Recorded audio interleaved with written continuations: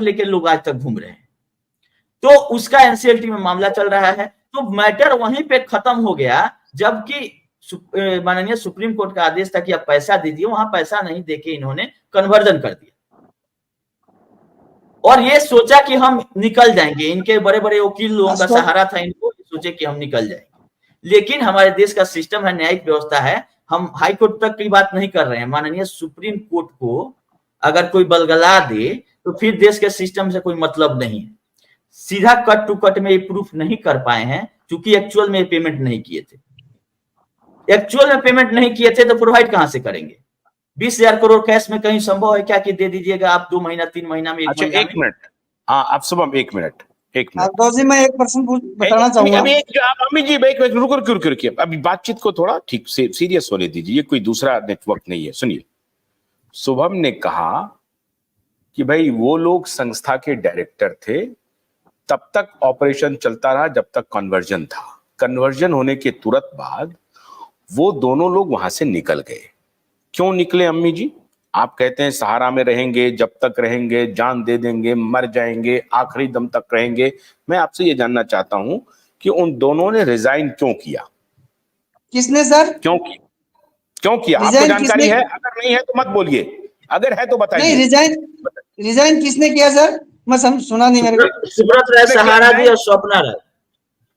कहाँ रिजाइन किया? स्वप्ना राय जी ने। सुनिए, आपको तो पता भी नहीं है कि वो डायरेक्टर भी थे कि नहीं थे, आप क्या रिजाइन क्या जानते हैं? सर एक मिनट, आपके चैनल के माध्यम से मैं एक बात कहना चाहूंगा।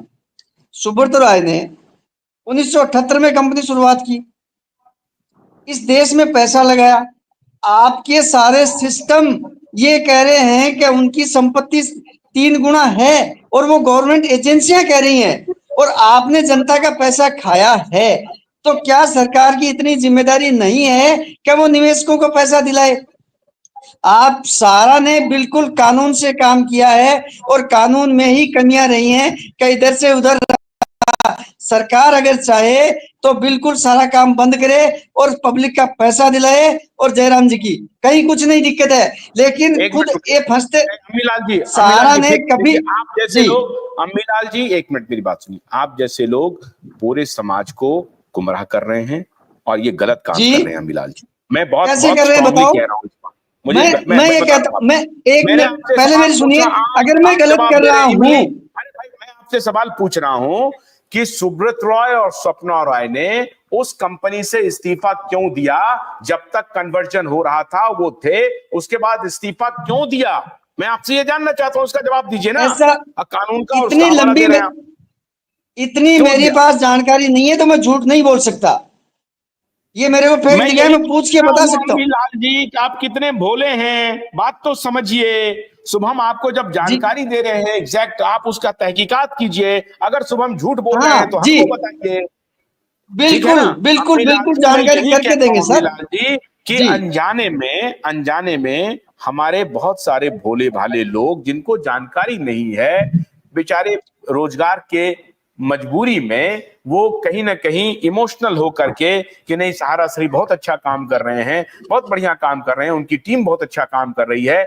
आप इमोशनली बहुत अच्छे हैं, इसमें कोई शक नहीं है, लेकिन आपको मालूम नहीं है कि ऊपर क्या हो गया, ऊपर क्या खेल हो गया। और आज आप क्रॉस रोड पर हैं और आज भी आप इमोशनली जुड़े हुए हैं, हम मर जाएंगे, जान दे देंगे सहारा के लिए। अरे आप ही के इसी इमोशन को किसी ने एक्सप्लॉइट किया।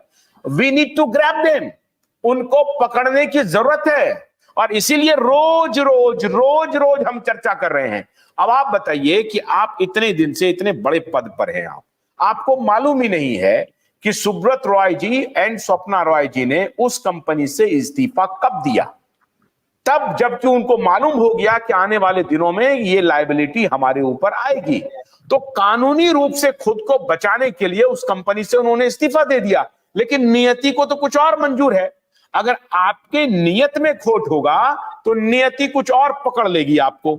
नियति ने पकड़ लिया आपको। अब बताइए, आप अब आगे सुनते जाइए। शुभम आगे बोलिए, अब आप आगे बोलिए शुभम। तो बोलते जाइए, मैं इनसे सवाल पूछूंगा, क्योंकि देखिए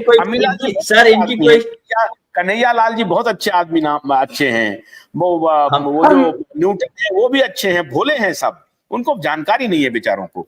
बोलिए सर एक क्वेश्चन मेरा सर है, थोड़ा हम निकल जाएंगे सर, एक क्वेश्चन मेरा है सर। बोलिए बोलिए बोलिए, बोल लेने दीजिए सर। अच्छा बोलिए बोलिए मनोज जी, बोल लीजिए मनोज जी, बोल रहे। हाँ पाठक जी नमस्कार, सभी को नमस्कार। नमस्कार जी मेरा कहना है कि सहारा इतना गलत है, सब सही है, ठीक है, गलत किया है। हमारा कहना है पीएसएल एक जो कंपनी थी जिसको सेबी उसको पकड़ा, और पकड़ने के बाद कोर्ट से उसको डिसीजन मिला है पेमेंट करने के लिए, आज तक पीएसएल का पेमेंट क्यों नहीं किया गया? क्योंकि पीएसएल तो टोटल संपत्ति अपने सेबी को समर्पित कर दिया है।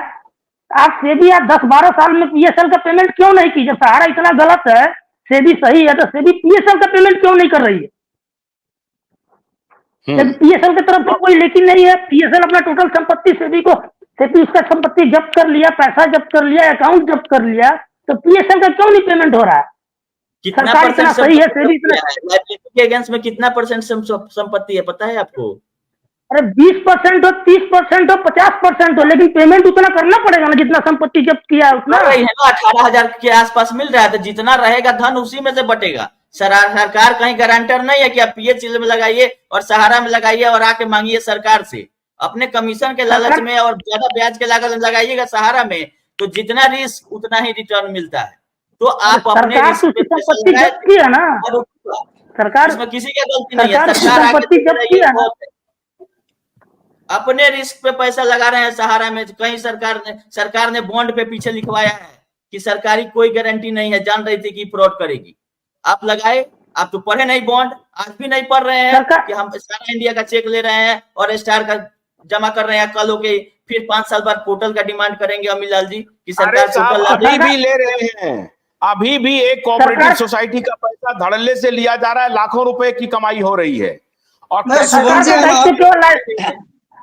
पाठक जी हम आपके माध्यम से यही तो कहते हैं कि कुछ जिम्मेदारियां सरकार की भी तो होंगी जो लाइसेंस देती हैं। अरे भाई सरकार की देखिए, सरकार सारा इंडिया ने कोई है, उनकी जिम्मेदारी है, वो करेगी अपने हिसाब से जितना कर सकती है। जब आप लोग चोरी चकारी शुरू कर दीजिएगा और उसके बाद कहिएगा कि मैं चोरी कर रहा हूं, सरकार की जिम्मेदारी है, मुझे पकड़ लो, तो पकड़ेगी सरकार। रखिए, तो पकड़ ही रही है ना सरकार, रोज ईडी छापा मार रही है, रोज SFIO पहुंच रहा है। लेकिन वहां तो ये चोर को भी इतना शातिर चोर है कि सरकार भी कंफ्यूज हो रही है। ये जो 3 तसिया का खेल चल रहा था साहब, ये तो बहुत शातिर, इतना शातिर ही साहब। देखिए कि जब तक कन्वर्जन नहीं हुआ तब तक वो बने रहे कंपनी में, कन्वर्जन पूरा हुआ, कंपनी से रिजाइन कर दिया। अब बताइए, और उसको कह रहे हैं कि सरकार क्यों नहीं कर रही है। क्यूसॉफ्ट में भी रियल एस्टेट और हाउसिंग वाला क्लॉज लग रहा था सर। क्यूसॉफ्ट चूंकि MCA से रजिस्टर्ड थी और इनको सोसाइटियों में लाइसेंस मिलने में देरी हो रहा था, तो इनका स्कीम दिया गया फाइनेंस की तरफ से कि एक कंपनी बनाते हैं, वो ऑल इंडिया में काम कर सकती है 1 दिन में। लेकिन सोसाइटियों का लिमिटेशन है कि इतना स्टेट में परमिशन मिलेगा, नहीं मिलेगा, बहुत सारा क्राइटेरिया। तो तब तक के बीच में जून 2011 में सोसाइटियों का रजिस्ट्रेशन क्यों कराए? तब तक सेबी का आदेश आ चुका था कि पैसा आपको वापस करना है। इनको भनक लग गई थी कि हम बचेंगे नहीं। सुप्रीम कोर्ट में टाइम काटने के लिए गए, लेकिन सुप्रीम कोर्ट त्वरित सुनवाई करते हुए डेट पे डेट बहुत अच्छे से करते गए। 31 अगस्त को फाइनल डिसीजन देती कि आप 3 महीना के अंदर पैसा दीजिए। आप जो बोल रहे हैं कि सर 12 साल, कोई केस 12 साल से नहीं चल रहा है। अगर कोर्ट ने आदेश दिया 5 सितंबर को कि आप 1,000 करोड़ रुपया जमा करो, ये नहीं करेंगे तो